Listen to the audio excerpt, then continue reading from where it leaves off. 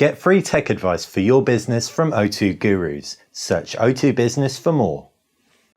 Hey guys, welcome to BTech. It's Basil here comparing the Sony Xperia Z3 tablet compact with the Samsung Galaxy Tab S8.4. Now the Tab S8.4 has been a firm favorite of ours, from that Quad HD AMOLED display right through to that skinny chassis. It looks the business, and we kind of got past the TouchWiz inside in order to get to the good stuff, and there is plenty of good stuff in here. But how does it stack up against the latest bout of good stuff from Sony, the Sony Xperia Z3 tablet compact? Sure, it's a mouthful, but this is a small tablet with waterproofing and everything you've come to expect from Sony devices, including PS4 remote play, which is awesome if you have a PS4. Not perfect, you can watch our hands-on video to see exactly why, but definitely something that PS4 owners should feel a big gravitational pull towards. We're going to start comparing everything else though, and we'll start off as per usual talking about the design, and interestingly, these are very comparable. They're practically the same in terms of thickness. You've got a 6.4 inch device in the Xperia Z3 tablet compact versus a 6.6 inch device in the Samsung Galaxy Tab S8.4. They're also virtually the same height and virtually the same width. So given the fact the Sony Xperia Z3 tablet compact has a smaller screen, we're a little bit underwhelmed with Sony's ability to manage bezels right there. But wait, the Sony Xperia Z3 tablet compact has got one thing the Samsung Galaxy Tab S doesn't, and that is front-facing stereo speakers, by contrast to the side-mounted stereo speakers. This might have something to do with it, we're not sure. Either way, they both look great and they feel great in the hand. The Sony Xperia Z3 tablet compact does feel maybe a little bit more premium because it doesn't feel as glossy around the sides. It's kind of a more matte, more metallic type feel. Don't think it is real metal, but it definitely feels more like it. If we take a look at the Samsung Galaxy Tab S8.4 and the key components around it, you can see on the right hand side you've got a power button, a volume rocker, and an infrared blast, as well as a micro SD card slot for expandability, available in 16GB variants with expandability up to 128GB, micro USB connector at the base with a 3.5mm jack, stereo speakers up top and bottom, or to the side if you're holding it in portrait. No buttons on the left hand side, up at the top just that speaker, while on the flip side 8MP rear facing camera and flash. What you can expect is for the camera on this to outperform the camera on that. As for the backing, you can see visually we're not huge fans of how this looks, but we're definitely pretty big fans of how it feels in the hand. It's a very comfortable in-hand experience, and for an 8.4 inch screen device it fits really nicely and securely, and well, it's just a nice light bit of kit. We loved reviewing this and we're really enjoying holding it right now. But we're going to put that down because that sounds a bit weird, and we're going to talk about the Sony Xperia Z3 tablet compact, and it's a similar kind of love for this thing. Feels really good in the hand. As far as the ports go, 3.5mm headphone jack on the side, power button and volume rocker. You're not going to have this in a pocket, so we're not too fussed about the jack being on the side. You can also see at the base is a micro USB charger. This is a waterproof tablet. That is why your micro USB connection is under a flap. The left hand side, you've got more flaps. You have a micro SD card slot and a nano SIM card slot even. If you have the LTE variant nano SIM card, both variants will have micro SD expandability and the 16GB by default onboard memory. You can also expect magnetic dock connector right there. Nothing up at the top, but flipping it round, 8MP rear facing camera with no flash, nice matte back cover, NFC contact point, nicely marked out there by Sony. So very comparable, but you really do have that waterproofing differentiating the two tablets. And of course, what we're going to talk about next, which is going to be those screens. The Quad HD Super AMOLED display on the Samsung Galaxy Tab S is sensational. Definitely one of the best displays that we have ever seen to date. What's great about it is it isn't just good looking in terms of punch, it's also very sharp with a pixel density of 359 ppi. That's sharper than an iPhone, and this is a nice big tablet. Deep dark blacks, punchy colors, super sharp, decent viewing angles, very good color accuracy considering it's an AMOLED device. Makes pretty much for a self-explanatory statement there. Brilliant screen. Very good screen. IPS display, full HD, the resolution is lower and the pixel density therefore suffers at 283 ppi, but unless you're looking right up close you will be hard pressed to tell the difference, save for reading things with serif typefaces for example. Generally though it looks very good, it's very bright. Colors aren't necessarily as deep as on AMOLED devices, and we did a comparison with the Nexus. The Nexus has deeper colors, but this looks like it's almost packing better brightness levels, and it just looks like a rich screen. The experience is very enjoyable.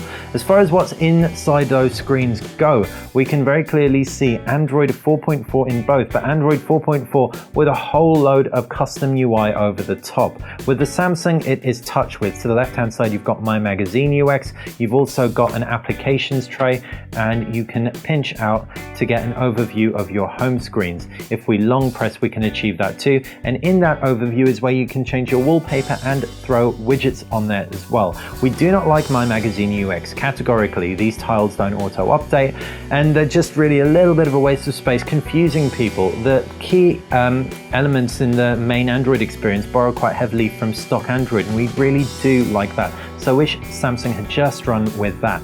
As far as the pull down bar goes, one finger for pull down bar, two finger for quick toggles. So one finger would be notifications, and you can also access those quick toggles in a horizontal bar at the top.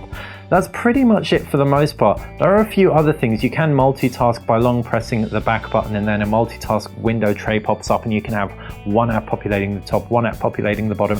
There are a few other things as well in Galaxy Gifts, for example, which gives you a lot of free applications when you do get one of these tablets, including a Marvel Unlimited subscription to The Economist, Deezer Music, etc. for a fair amount of time. So loads and loads of value adds. Ultimately, what Samsung's managed to do is give us enough stuff in terms of the utility through Galaxy Gifts and through a decent user interface for the majority that makes up for the fact that My Magazine UX really isn't all that. TouchWiz also lags a little bit on the Quad HD display, it has to be said. As for the Sony Xperia Z3 tablet compact screen, you can really make out the fact that everything performs very smoothly, powered along by a Qualcomm Snapdragon 801 processor, clocked at 2.5 GHz by contrast to an octa-core Exynoss 5 processor. A full HD is really going to be no problem for this thing to push. You've got an overview of your home screens when you pinch, as you can see. You've also got an applications tray that you can easily thumb through, and to the left hand side of that applications tray is where you've got your organizer, where you can organize your applications how you want them. You can also pull down one finger and pull down two fingers for the same kind of options that you've got on the Samsung Galaxy Tab S, except this time in an even more stock Android styling. What can you also expect? Themes. Pinch out and you can change your themes, and they are pretty extensive. What's nice is there are a lot of themes that you can get through the application store, such as a Little Big Planet theme, and Sony creates these, so they're automatically going to be pretty good, and they're going to be free as well, a lot of them. So if we just install that theme down right now, you can see we'll get on with something else in the meantime, and we can talk you around small applications. Jump into multitasking, open up a small application, and this allows us to, for example, throw a timer onto the screen. Get on with background processes such as selecting a theme, for example, and you can have that timer right there.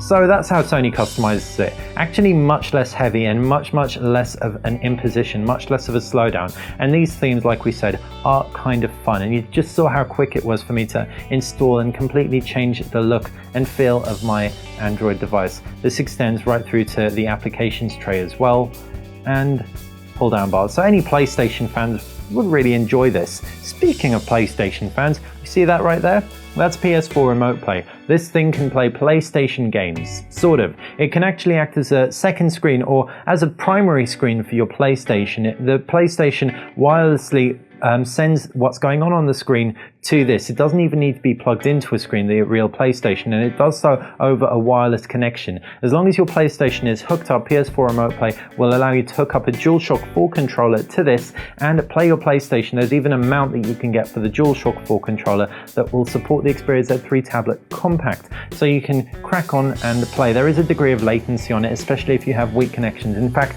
if you have weak connections, it's pretty unusable. You need very strong connections, but once you do, it's very very good. Want to make a real point right now, if you have an LTE SIM in here and are hoping to use PS4 Remote Play over that LTE SIM, not going to happen. It only works over Wi-Fi. You can tether from an LTE phone though. As far as other multimedia goes, movies, pictures, they're all going to be a very similar experience overall. What's really going to make or break the experience will be the screens. If you prefer the kind of IPS display type quality, whiter, more pure whites maybe, but less punchy colors, less saturated, less deep dark blacks, then it'll be the Sony Xperia all the way. If you prefer punchier, more vibrant colors, maybe a little bit of oversaturation here and there, then the Samsung Galaxy Tab S will be for you. And if you enjoy reading in the pool or watching in a pool, once again, it's going to be Sony all the way. As far as other aspects of these two devices go, the cameras are going to be very different in terms of the experiences and in terms of the hardware. Sure, they both have 8 megapixel snappers, but the lack of flash in the Xperia Z3 Compact means it probably won't be usable in low light. For that, you'll want the Samsung Galaxy Tab S 8.4, which has a very good camera for a tablet. It's also worth noting connections. Both are available in Wi-Fi variants with 16 gig of onboard memory and expandable. You can get the Sony Xperia Z3 Compact in an LTE variant, and what's more, it can also, as we said, add full telephone functionality to the mix. You also have NFC on here, which you don't have on the Samsung Galaxy Tab S 8.4, but the infrared blaster on here means this one will be the only universal remote control of the two. As far as batteries go, they're very similar. 4,900 milliamps versus 4,500 milliamps. We aren't entirely sure how they stack up in the real world because we haven't had the Sony Xperia Z3 Tab long enough. The Tab S 8.4 is good, not great, but definitely good. And if you're wondering about performance, they should really both be able to do anything the other does. Quad-core Snapdragon 801 versus an octa-core Exynoss 5 processor. What's nice about the Snapdragon 801 is that it's paired with 3 gig of RAM, as is the Exynoss 5, but this only has a full HD screen to power as opposed to a quad HD screen, so will probably stutter a little less in the user interface. As far as games go though, none of the games we threw up any stutter whatsoever, both performing very well. Also, the speakers, having stereo speakers on your tablet makes the world of difference.